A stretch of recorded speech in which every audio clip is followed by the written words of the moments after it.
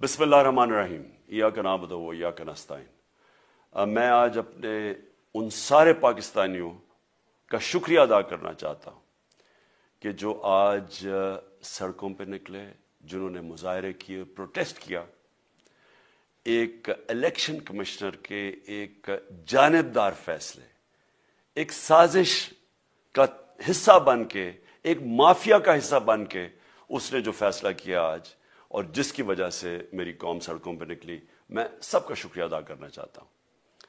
पहले तो मैं अपनी कौम के सामने ये रखना चाहता हूँ, ये क्या फैसला है, यानी ये तोशा खाना क्या चीज़ है। तोशा खाना वो है कि जब मुल्क का प्राइम मिनिस्टर, उसके वजीर, उसके आर्मी चीफ, इनको जब प्रेजेंट्स मिलते हैं, जब वो इक़्तिदार में होते हैं, तो जब उनको तोहफे मिलते हैं, तो ये जो सारे तोहफे हैं ये जाते हैं तोशा खाना के अंदर। एक पूरा रिकॉर्ड उधर कायम किया जाता है। उस तोशा खाना से एक कानून के तहत आप फैसला कर सकते हैं कि मैं एक आधी कीमत, हमारे दौर में आधी कीमत हम देके हम वो खरीद सकते हैं वहां से। सारा रिकॉर्ड उसका है पड़ा हुआ तोशा खाना में।